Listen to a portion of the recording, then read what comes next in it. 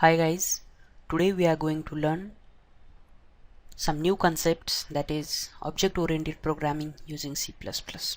In the object-oriented programming using C++, we are going to learn some new concepts, that is, as the name suggests, object-oriented programming using C++. So we are going to learn something about C++, and yes, it's as C++ supports object-oriented programming, so we are going to learn that also, that is object-oriented programming. And in today's session we are going to learn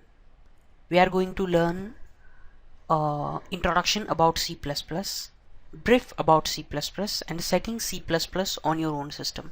In today's topic we are going to cover this much.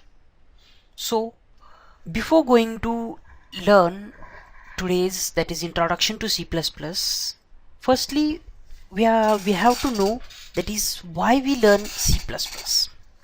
As you know, as every computer system, at its core, computer is just like a processor with some memory, that is a hard disk and a RAM with some memory, and it will be run on processor instructions, that is tiny instructions like store 5 in memory, that is store 3 in the position, or store it in position, that is address of memory. There are different addresses mentioned in hard disk, and we are just storing or open the address files. Likewise, it's a storing, and so, which means computer runs on small machines at its core level. Computer runs on very small commands at its core level. So instead of writing a processor instruction, we are having some computer languages to give the instructions to the processor to storing and to retrieving the data. So that programming languages is like C and C++. Now why we use C++? So here are some advantages to use the C++. The first advantage is that conciseness.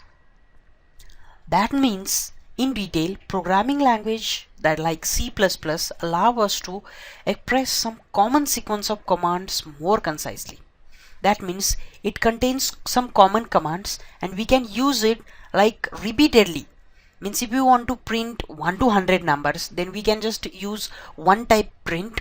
You can use one time print line, and then it is to be iterated, or it is to be retrieved another time, retrieved or looping with another instructions, looping continuously, and we can get the 1 to 100 numbers. But at processor level or at core level, we need not to write the instructions like show number 1, show number 2, show number 3, like it's 100 instructions. We need not write likewise. So this is the more concisely programming languages allow us to do so. So programming, that is the basic feature of C++, that is C++ provides some especially powerful shorthands. That means there are looping functionalities in C++. We can get the 100 numbers within 2 or 3 lines. So while we are learning, we are going to do so, or we are going to learn this. But likewise, C++ provides functionality to do so. Now the another important advantage is that maintainability, that is to maintain or modifying or to maintain your code. That is, modifying of code is easier when it entails just a few text edits. That means whenever you are going to give the instructions to the processor, you can't modify it once it's given. But programming languages allow us to do so. That is the more important feature we can say, or maintainability we can say. Modifying of code is easier. We can modify the code at processor level, but that is too different, or it is too difficult task. That is to modify the code at processor level. But by using programming languages, we can modify our code easily, or by using C++, we can modify our code easily. That means instead of rearranging hundreds of processor instructions, C++ object oriented, which further improves the maintainability. That is, we can use that is one editor like Notepad++, we can use, or Turbo Editor as we are going to use. So Turbo Editor gives you the platform to modify your code. Another advantage is that portability. You can portable your code. That is main important function. That means we have developed one software and we want to run it on another machine, then we can. That is, different processors make different instruction. This is the main important point. That is, if you are using the processor like Pentium 4 processor you are using, you have developed a one core software on Pentium 4 processor or by using Pentium 4 systems processor, and we are going to run it on Intel's i3 or i5 processor.